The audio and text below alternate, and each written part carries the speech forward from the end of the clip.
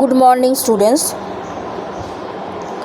আগের দিনে আমি করণ কারকে বিভক্তি পড়িয়েছি, আজকে পড়াচ্ছি অপাদান কারকে বিভক্তি নির্ণয়। চলে আসছি প্রথম নিয়মে। ক, প্রথমা বা শূন্য বা অবিভক্তি। প্রত্যেকটা কারকে আমি আগের দিনের ক্লাসেও বলেছিলাম যে প্রথমা বা শূন্য বা অবিভক্তি হলো প্রথম নিয়মাবলী।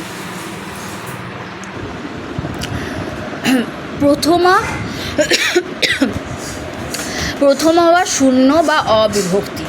দেখো উদাহরণ আসছে, প্রথমের উদাহরণ, মনে পড়ে পাঠশালা পলায়ন। দেখো পাঠশালার নিচে যদি দাগ থাকে তাহলে হবে পাঠশালা থেকে পলায়ন, তাহলে পাঠশালা হলো অপাদান কারক আর শূন্য বিভক্তি। চলে আসছি পরের উদাহরণে, ট্রেনটা হাওড়া ছাড়লো।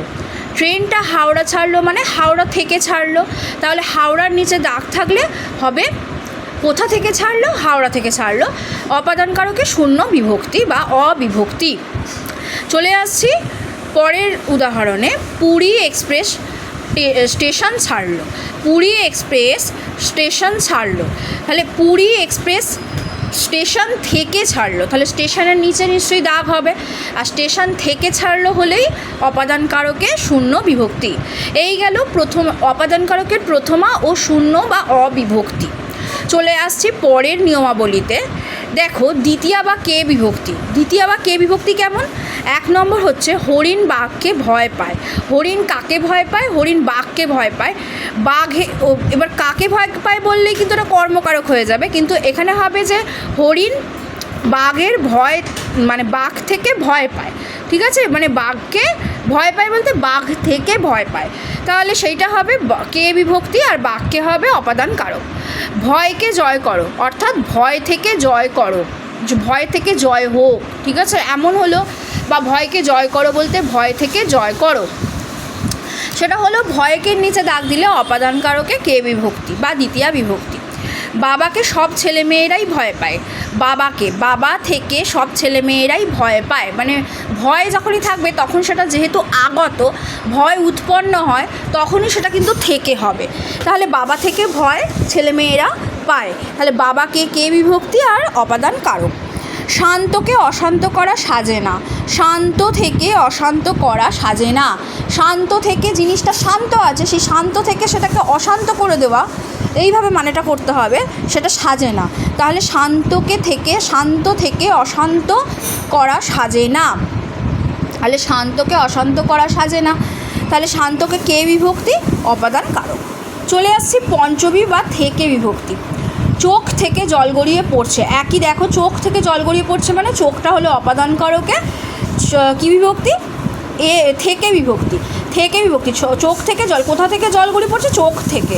নদী থেকে মাছ ধরছে, নদী থেকে জেলে মাছ ধরছে, তাহলে হবে নদী থেকে মাছ ধরছে হলে নদী থেকে হবে অপাদান কারকে থেকে বিভক্তি। থেকেও হচ্ছে একটা বিভক্তি চিহ্ন। আমি আগের দিন ক্লাসে বলেছি বিভক্তি আর অনুসর্গের মধ্যে একটা সম্পর্ক আছে।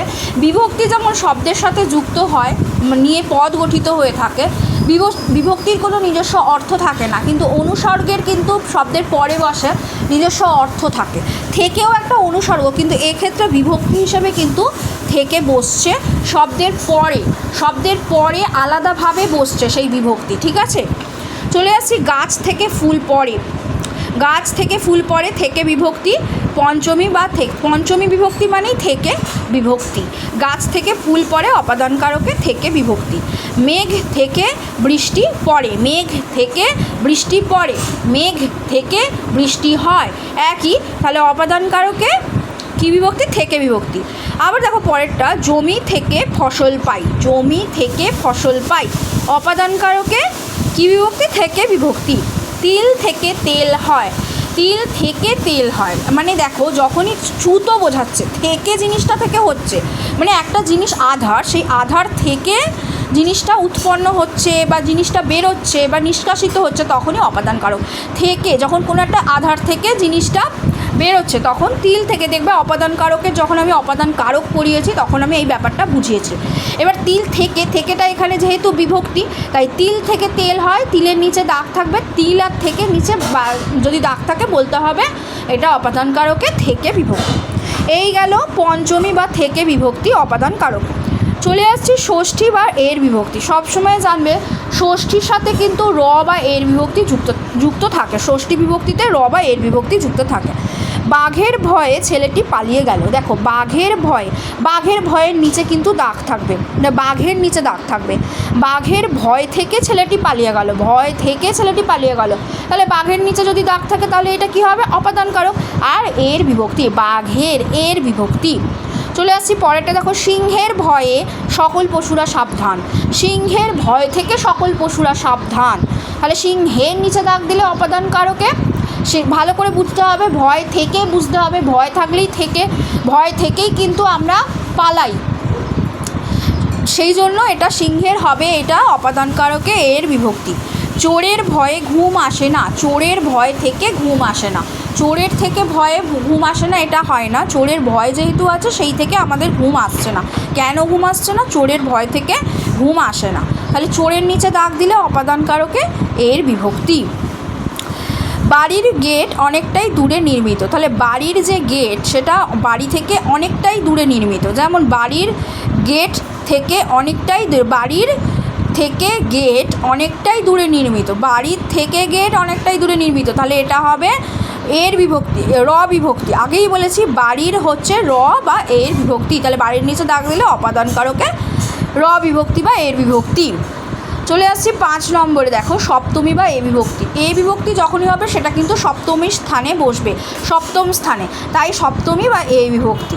1 নম্বর উদাহরণ দেখো, বিপদে মোরে বাঁচাও, অর্থাৎ বিপদ থেকে মোরে বাঁচাও, তাহলে বিপদের নিচে যদি দাগ দেয় তাহলে এটা অপাদান কারকে বুঝে নিতে হবে বিপদ থেকে বাঁচানোর কথা বলা হয়েছে, তাই অপাদান কারকে এ বিভক্তি বা সপ্তমী বিভক্তি। তিলে তৈল হয়, তাহলে কি? তিলের নিচে দাগ থাকবে, তিল থেকে তৈল হয়, তিলের নিচে দাগ থাকলে এ বিভক্তি, সপ্তমী বা এ বিভক্তি। দেখো এখানে কিন্তু একটা আমি তোমাদের থেকে বিভক্তি যখন করিয়েছিলাম তখন কিন্তু তিল থেকে তেল হয় এটা কিন্তু লিখেছি, এই বিভক্তিটাও হয় তিল থেকে তেল হয়, এই উদাহরণটাও হবে থেকে বিভক্তির ক্ষেত্রে প্রযোজ্য। আবার তিলে তৈল হয় এইটা কিন্তু তোমার এ বিভক্তির ক্ষেত্রে অপাদান কারকে প্রযোজ্য। তিলে তখন কিন্তু বাক্যের গঠনটা কিন্তু চেঞ্জ হয়ে যাচ্ছে, তিলে তৈল হয়। খেজুর রসে গুড় হয়, খেজুর রসে গুড় হয় মানে কি? খেজুর রস থেকে গুড় হয়, খেজুর রসে গুড়টা থেকে যাচ্ছে সেটা নয়।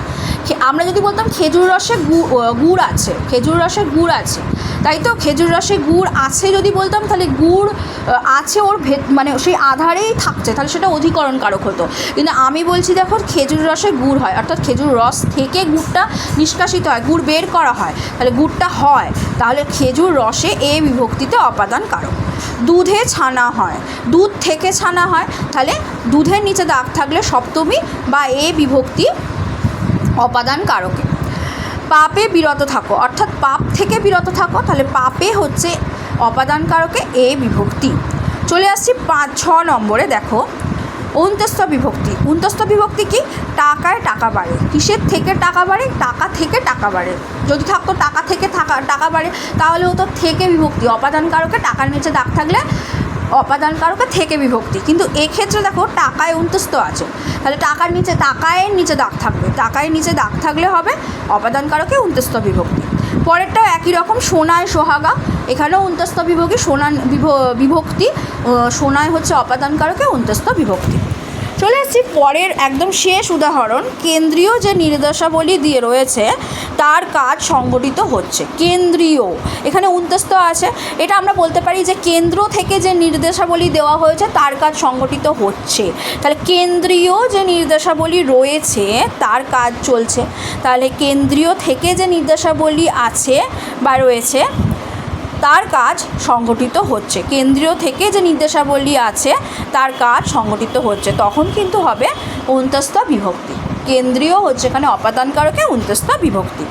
ঠিক আছে, এই গেল অপাদান কারকের বিভক্তি নির্ণয়। তাহলে অপাদান কারকের বিভক্তি কটা হয় দেখো, প্রথম হওয়া শূন্য বিভক্তি বা অবিভক্তি, যেটা প্রথম নিয়ম। পরেরটা হচ্ছে দ্বিতীয়া বা কে বিভক্তি, সবসময় কে বিভক্তি দ্বিতীয়া বিভক্তি হয়। তারপরে আসছে থেকে বিভক্তি, পঞ্চমী বিভক্তি। তারপরে আসছে র বা এর বিভক্তি, যেটা ষষ্ঠী বিভক্তি। আর হচ্ছে দেখো এ বিভক্তি, যেটা সপ্তমী বিভক্তি। আর একটা যেটা কোনো পর্যায়ে না, এটা জাস্ট উন্তস্ত বিভক্তি, এমনি শুধু বসে উন্তস্ত বিভক্তি, যেটা হচ্ছে একদম শেষের বিভক্তি, উন্তস্ত বিভক্তি। এই বিভক্তিগুলো কিন্তু অপাদান কারকের ক্ষেত্রে বসে। অবিভক্তি বা শূন্য বিভক্তি, কে বিভক্তি, থেকে বিভক্তি, র বা এর বিভক্তি, এ বিভক্তি আর অন্তস্থ বিভক্তি, এইগুলো অপাদান কারকের ক্ষেত্রে প্রযোজ্য।